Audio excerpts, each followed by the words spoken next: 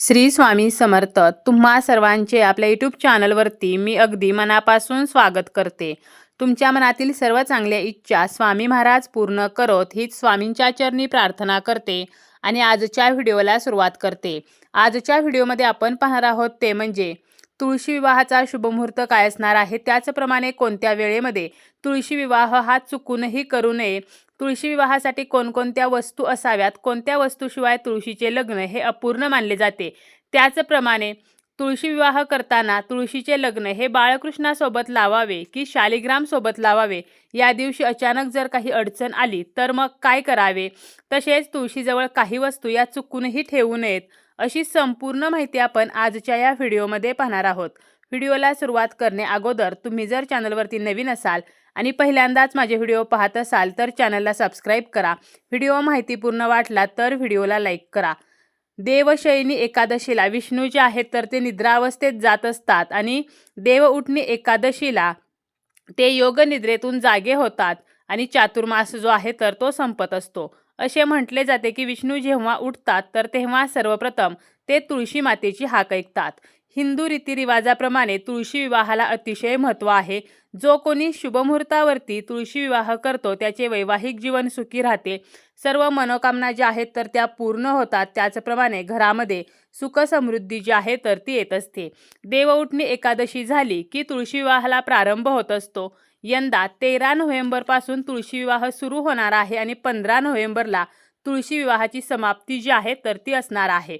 तुळशी विवाह हा कधी करावा, सकाळी करावा, संध्याकाळी करावा की रात्री करावा, तर शक्यतो तुळशी विवाह जो आहे तर तो प्रदोषकाळी गोरज मुहूर्तावरती केला जातो, म्हणजे सूर्य मावळण्याच्या वेळेला हा तुळशी विवाह केला जातो. परंतु काही भागांमध्ये तुळशी विवाह जो आहे तर तो सकाळी सुद्धा करतात आणि रात्री सुद्धा करतात. रात्री म्हणजे खूप रात्री नाही, परंतु 9 वाजेपर्यंत तुळशी विवाह हा केला जातो. आता तुळशी विवाहाचा शुभमुहूर्त जो आहे तर तो काय असणार आहे हे आपण पाहणारच आहोत. पण त्यापूर्वी या दिवशी 2 योग सुद्धा जुळून येत आहेत, सर्वार्थ सिद्धियोग आणि रवी योग.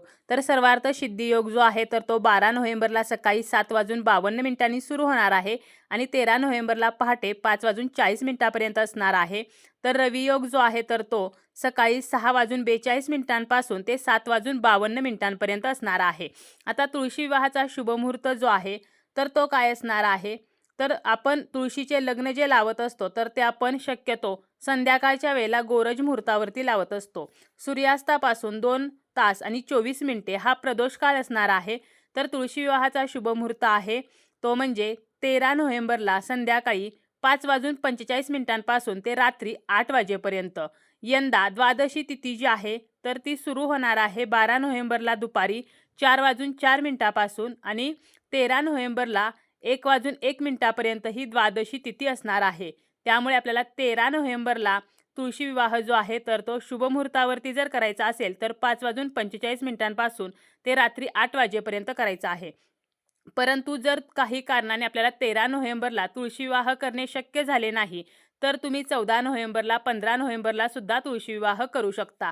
आता कोणत्या वेळेमध्ये आपल्याला तुळशी विवाह हा चुकूनही करायचा नाही, तर 13 नोव्हेंबरला जो राहू काळ आहे तर तो आहे दुपारी 12:22 ते 1:46 त्याचप्रमाणे यमगंडम काळ असणार आहे तो सकाळी 8:12 ते 9:35 आणि गुलिक काळ जो अशुभ मानला जातो तर तो असणार आहे सकाळी 10:59 ते दुपारी 12:22.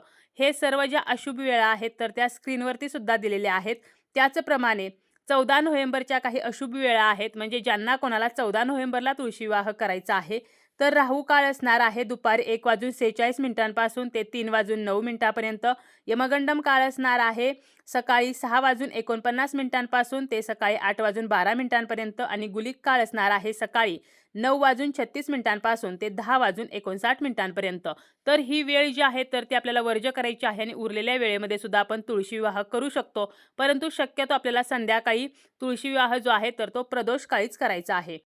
15 नोव्हेंबरची अशुभ वेळ काय असणार आहे, तर राहू काळ असणार आहे सकाळी 10:59 ते दुपारी 12:23 त्याचप्रमाणे यमगंडम काळ असणार आहे तो दुपारी 3:09 ते दुपारी 4:32 त्याचप्रमाणे गुलिक काळ जो अशुभ आहे तर तो असणार आहे सकाळी 8:13 ते सकाळी 9:36 ह्या सर्व अशुभ वेळा स्क्रीनवरती दिलेल्या आहेत. तर त्या अशुभ वेळेमध्ये मात्र आपल्याला तुळशी विवाह जो आहे तर तो करायचा नाही. या अशुभ वेळा आपल्याला वगळून तुळशी विवाह जो आहे तर तो करायचा आहे. आता जर पिरियड असेल तर ज्या म्हणजे महिलेला पिरियड आहे तर त्या व्यक्तीने फक्त तुळशी विवाहाला अक्षता टाकायला जायचं नाही किंवा तुळशी विवाहासाठी जे काही साहित्य लागतं, जी काही आपण पूजा मांडत असतो, तर त्या कशालाच हात लावायचा नाही. घरातील इतर व्यक्तींनी तुळशी विवाह जो आहे तर तो पार पाडायचा आहे. तसेच जर सुतक असेल तर मात्र तुम्हाला तुळशी विवाह करता येणार नाही.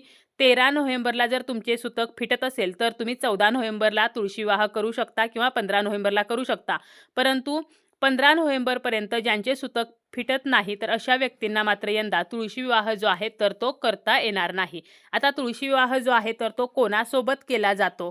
तर बघा, आपण तुळशी विवाह करताना तुळशी मातेचं लग्न लावत असतो, मंगलाष्टक म्हणत असतो, मामा म्हणून आपण ऊस जे आहेत तर ते सुद्धा उभे करत असतो आणि तुळशी विवाह जो आहे तर तो काही भागांमध्ये बाळकृष्णांसोबत तुळशीचे लग्न लावतात, तर काही भागांमध्ये शालिग्रामसोबत लावतात.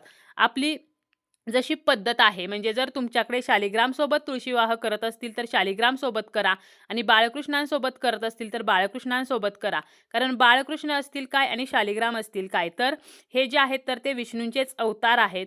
त्यामुळे आपल्याला बाळकृष्णांसोबत जरी विवाह केला तरी काहीही हरकत नाही आणि शालिग्रामसोबत केला तरीही चालेल. आता तुळशी मातेजवळ आपल्याला काही वस्तू ज्या आहेत तर त्या चुकूनही ठेवायच्या नाहीत. तर अशा कोणत्या वस्तू आहेत? तर आपल्याला पाण्यानं भरलेलं भांडं तुळशीजवळ ठेवायचं नाही. तुळशीची आपण जेव्हा पूजा करतो किंवा जी आपण पूजा मांडणी करणार आहोत, तर त्यावेळेपुरतं आपण तुळशीजवळ पाण्याचं भांडं ठेवू शकतो, परंतु त्यानंतर ते भांडं आपल्याला उचलायचं आहे.